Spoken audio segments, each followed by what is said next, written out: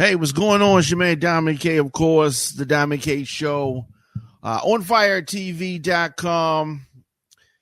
You know, the exposure of Diddy continues, and Rolling Stone has done this 6-month investigation where they have really dug into a lot of the alleged violent behavior of Diddy.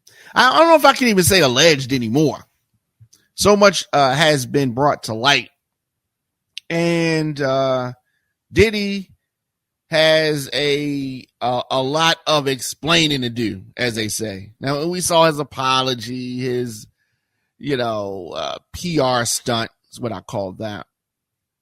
The mother of the Notorious B.I.G.,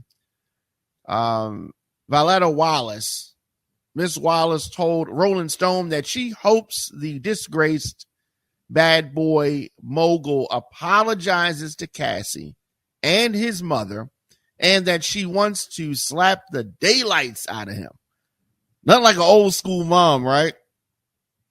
Old school mom. Diddy, over the years, has paraded Miss Wallace out when he has tried to do things involving the memory of her son. He brought her out for different things. And I'm sure that she was not feeling him like that. Now, over the years, maybe she started to believe some of the things that he said. But there has been a steady stream of allegations against Sean Combs. Since Cassie came out, there has been a bunch of lawsuits, a bunch of things. So she filed that sex trafficking lawsuit against the Bad Boy founder in November. It detailed numerous instances of physical abuse. We just saw the video that CNN obtained of just one. Cassie, of course, said that there were several against Diddy. Numerous abuse, including that 2016 video that was captured on the hotel surveillance footage. We saw that. That was disgusting. So in the wake of Cassie's allegations, 5 more women and 1 man have come forward to accuse Diddy of sexual assault in their own lawsuits. Now, of course, Combs has denied this. Wasn't me, wasn't him. Dark time in his life, blah, blah, blah. Miss Wallace, the mother of the late, great Notorious B.I.G., said that I am sick to my stomach when she is referencing the multiple allegations of violence and sexual abuse against her son's former CEO, John Diddy Combs. Miss Wallace said that she's praying for Cassie. She's praying for his mother, talking about Diddy's mom. And she says that she does not want to believe the things that she's heard, but I've seen the hotel video, and I pray that he apologizes to her, Miss Wallace says. So Miss Wallace was of the mindset that a lot of people were of, which is they didn't want to believe it. So she didn't want to believe things that people had said about Diddy, people were saying about Diddy, and she acknowledged that video footage that we have all seen that CNN put out there. You got these major outlets that are trying to uncover things. Are they doing this because they're trying to protect the community? No, that's not why they're doing it. They're doing it for clicks. They're doing it for likes, doing it for attention. That's what the media does. That's what we do in the media. So I'm not faulting Rolling Stone for this investigation. Not at all. I'm not faulting CNN and TMZ and 50 Cent and everybody who's coming up with pieces, documentaries, exposés, all that kind of stuff. So Rolling Stone has done this investigation. They've interviewed over 50 people that have been in and around Diddy over the years, dating back to the 90s or late 80s, when the time when he was at Howard University. So that was the late 80s.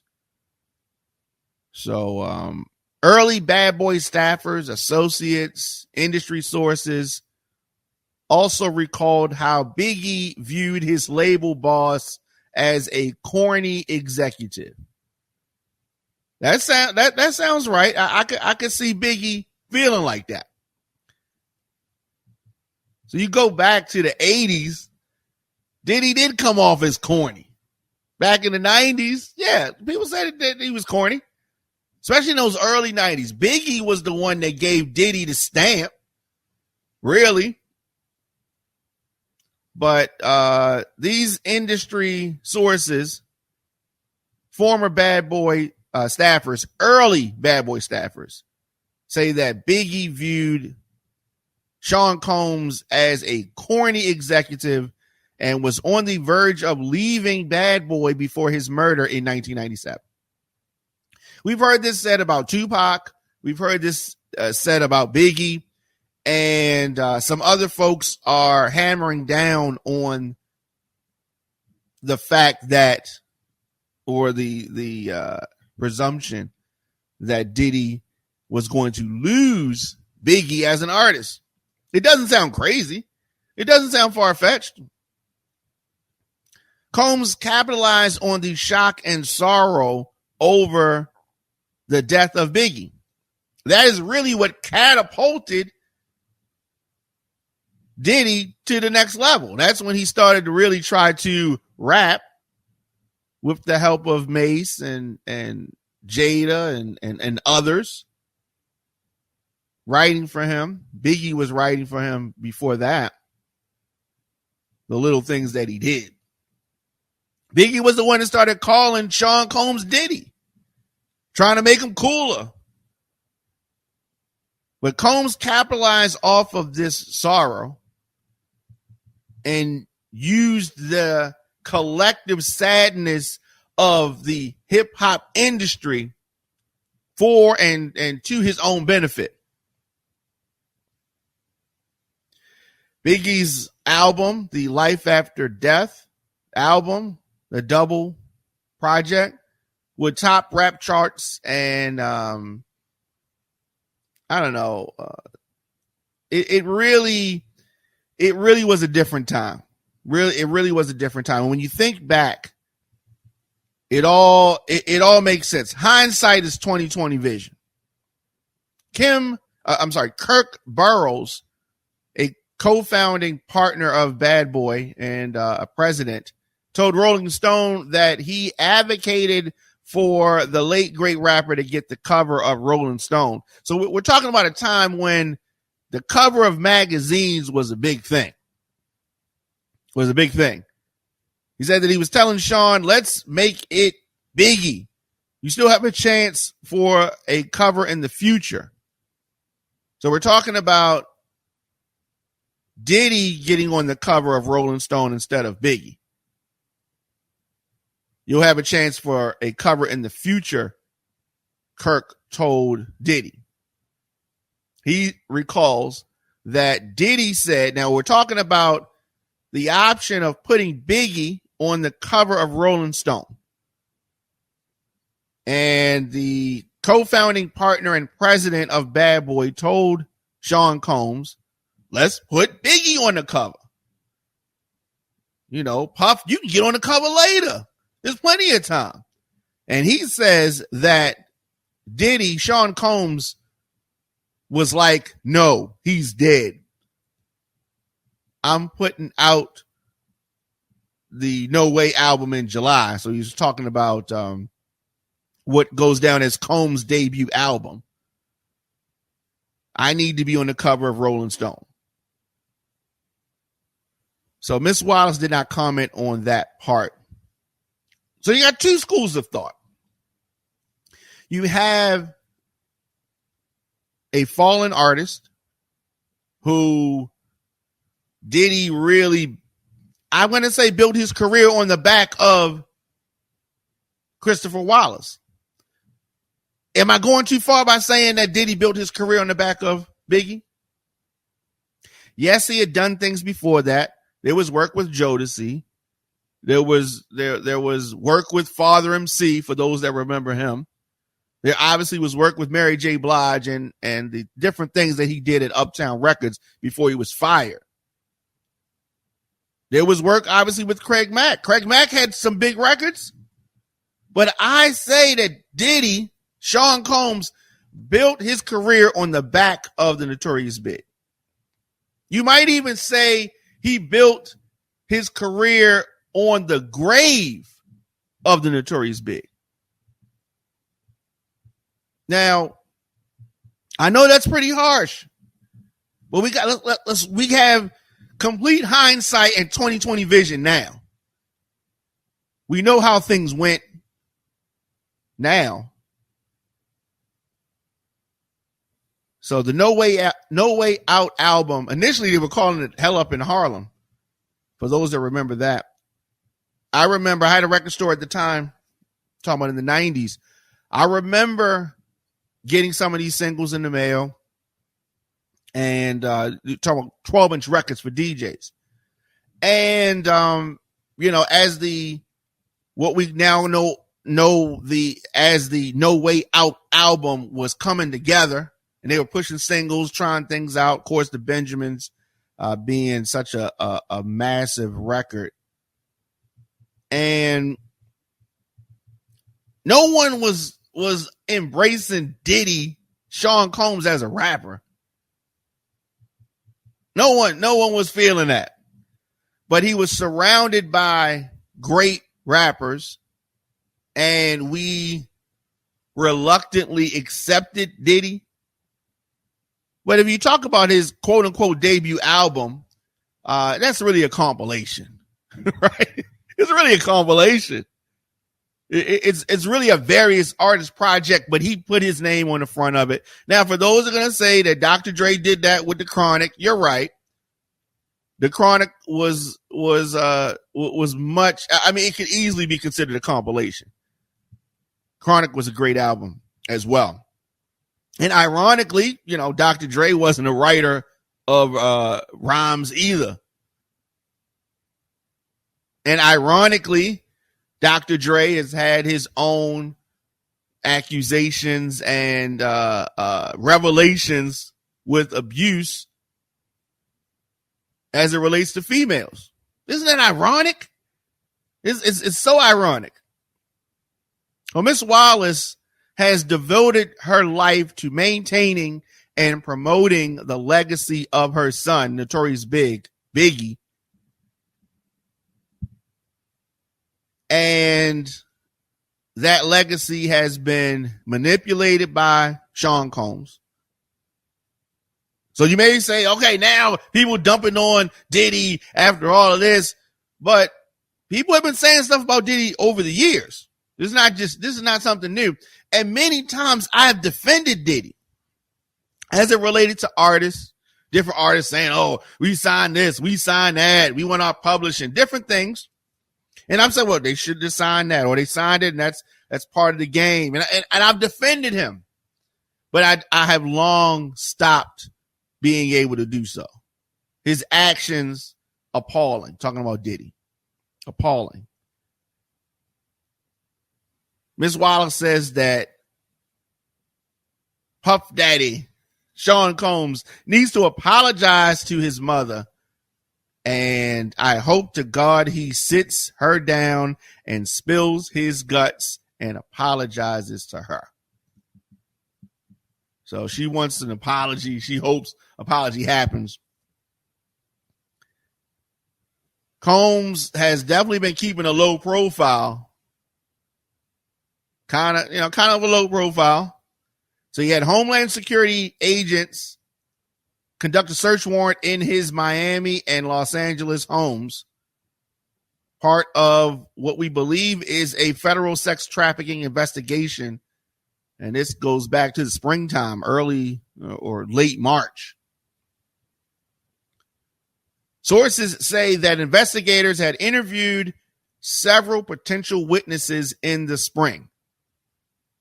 On Wednesday, this week, CNN reported that potential witnesses were notified that they should be prepared to testify before a grand jury in New York City. Oh, this is serious. This is serious. They need to be watching Diddy. He may try to pull a Russell Simmons and dip. Be somewhere else. Trying to find himself. When asked about this looming Homeland Security federal investigation and the 6 active sexual assault lawsuits against Combs, Wallace's response was interesting. I leave it to time, she said. I leave it to time. We'll see. Let's see how this unfolds. That's what she said. And, it's just ironic that the mother of the biggest artist on Bad Boy has come to feel the way that she currently does about Diddy. Interesting. Rolling Stone interviewed 50 folks connected to Diddy throughout his career, stretching back to the Howard University days, as I said, from the 80s. So there is a career-spanning article. You can check that out. Published it this week. Very interesting. Very interesting. Uncovered a lot of previously unreported allegations of violence against women on Howard, on the Howard University campus. A lot of things that folks didn't know. Going back to the old days, right? Because a lot of times people say money exposes folks, but these are behaviors dating back to times before he was known like that. He was known around campus, but he wasn't really who he became. Interesting. So you're going to see a lot of things like this. You're going to see a lot of exposés and these pending lawsuits. He ain't got money to settle all these lawsuits. He ain't got nothing left. I said when the guy that they called the drug mule of Diddy, when he was arrested, and then it turned out that he's cooperating. Yeah, this case, they're building a case against him. And you still got folks that are supporting Diddy out there. Right? No, I don't hear his son making no diss songs. No more. I don't think we have no more diss songs from King Combs. I don't think so. Biggie's mom has a problem with Sean Diddy Combs. And I think she always did. Says that she wants to slap the daylights out of him.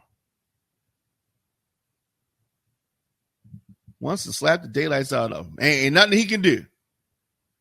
There's an ex-makeup artist that claims that she was next door when Diddy allegedly abused Cassie. Claims that she heard Cassie being abused. Why he ain't do nothing? Diddy's behavior, now we're going back to the late 80s. Diddy's behavior at Howard was full of red flags. Screaming, warning, warning, warning. But like I said, it was a different time.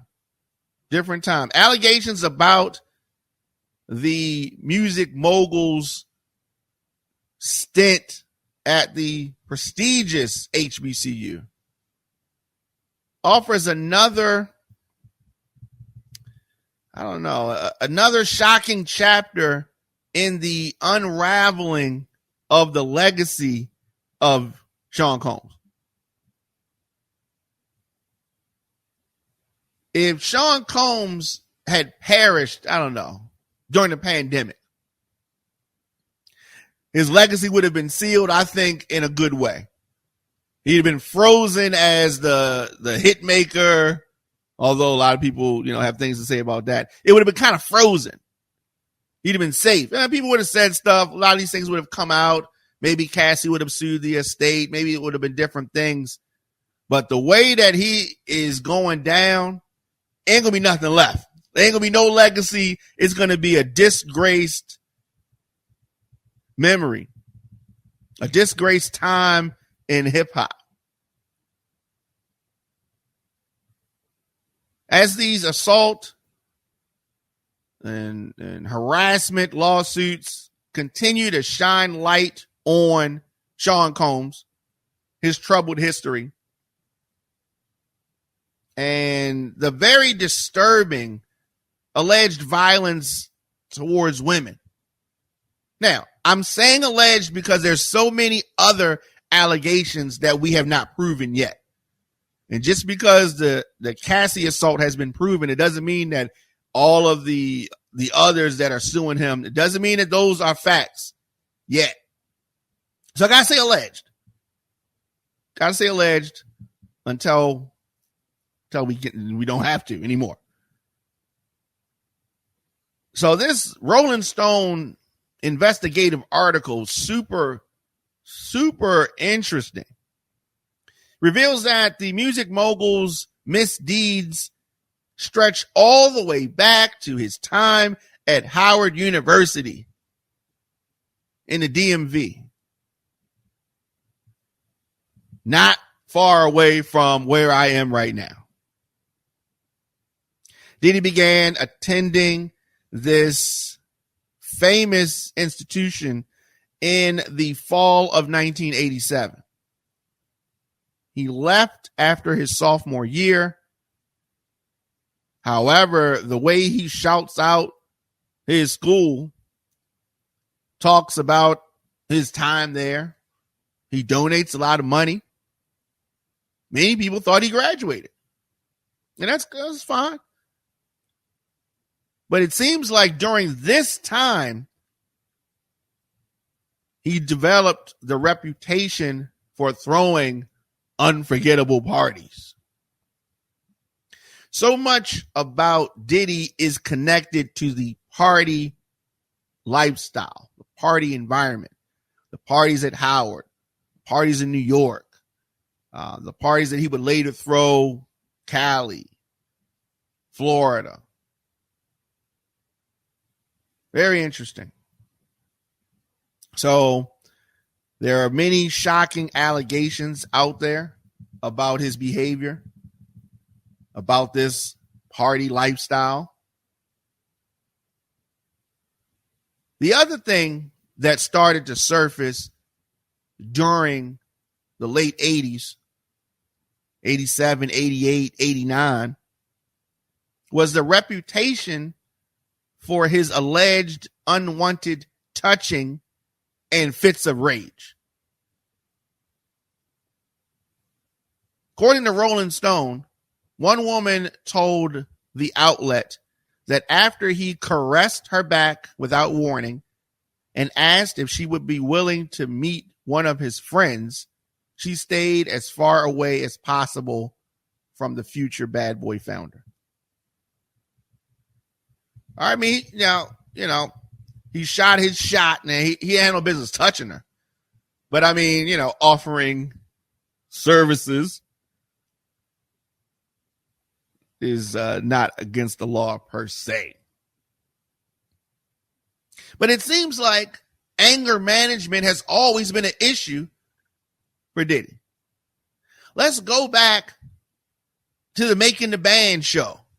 Remember him throwing a chair at the assistant? Or the crazy way that he behaved on that show.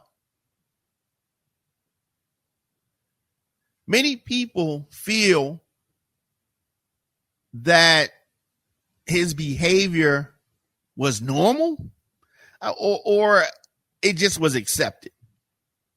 But it was very strange. It was very strange. The fits of rage. He acts like a child. So the flying off the handle thing, he did that a lot.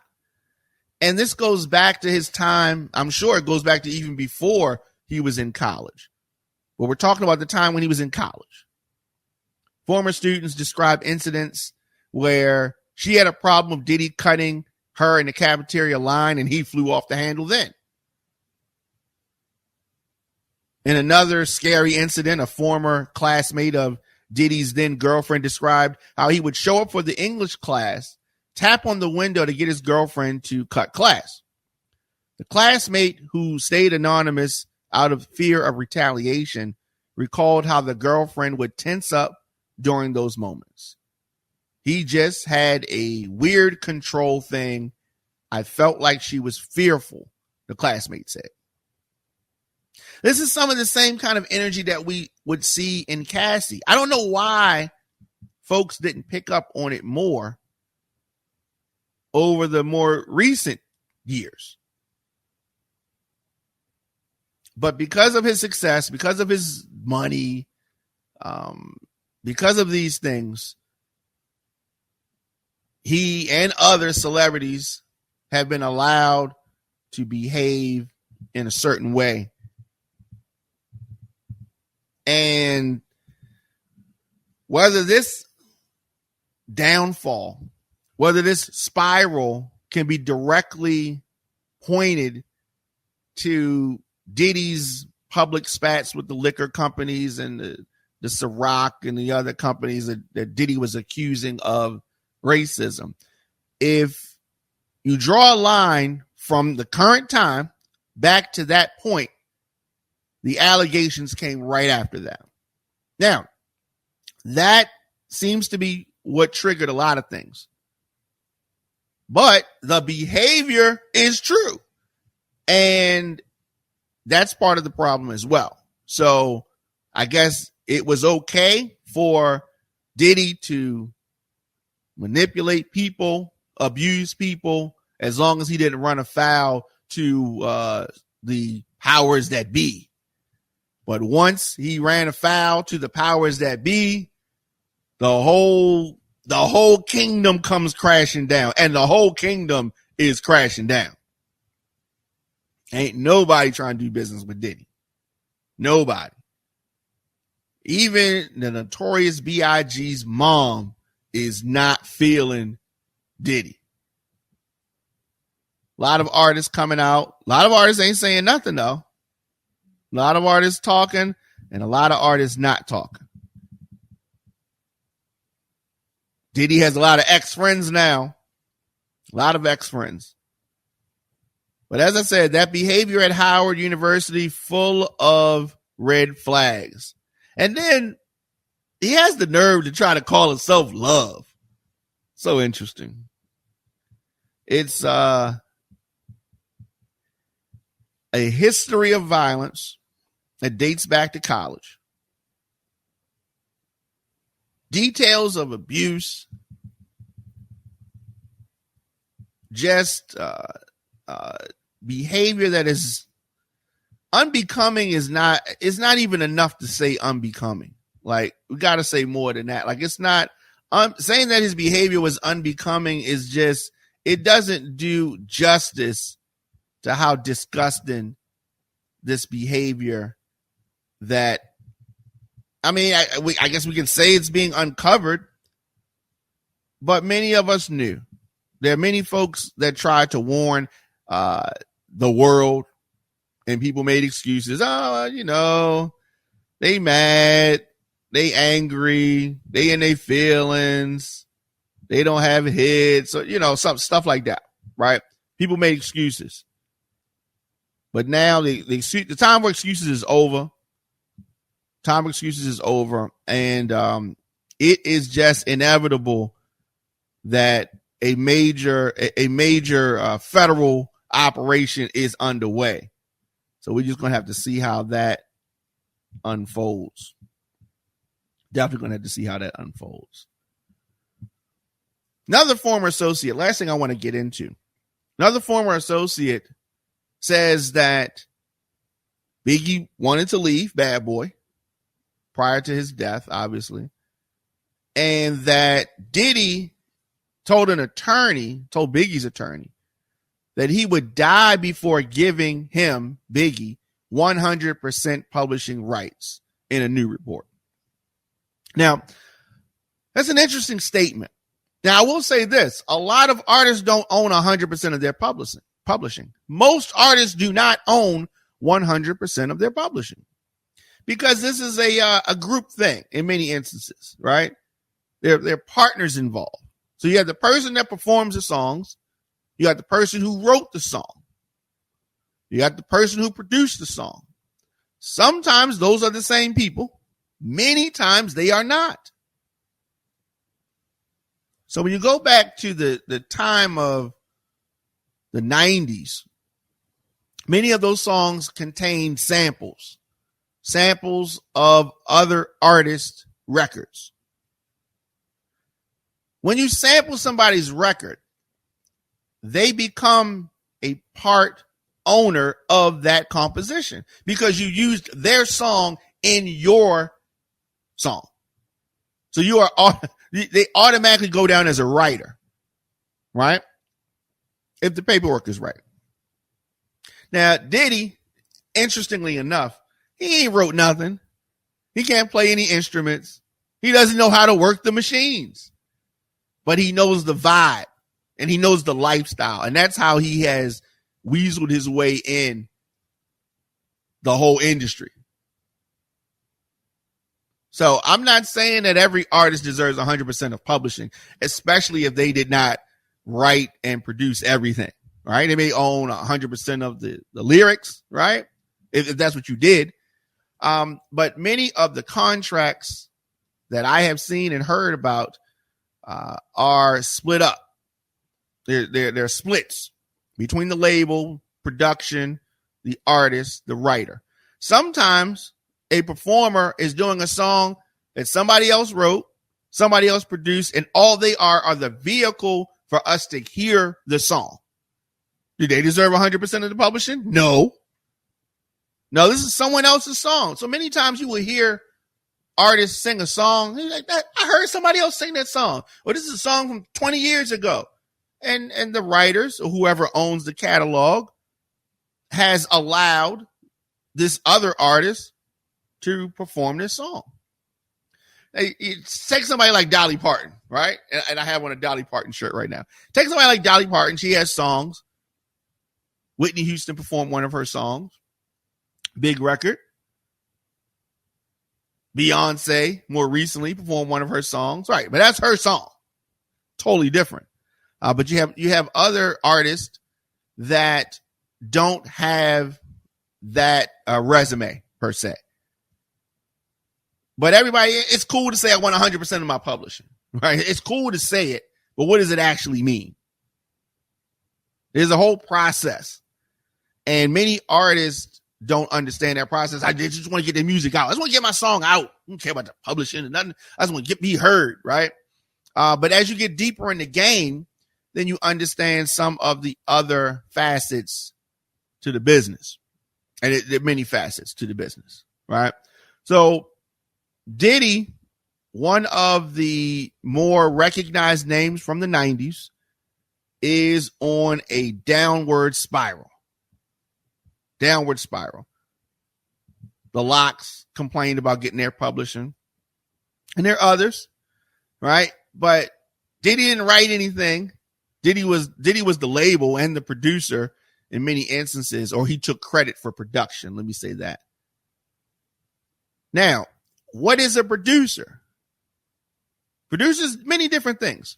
So I've worked with engineers who can program a drum machine, play some beats, use an app, but they can't really compose a song. They just beat makers, right?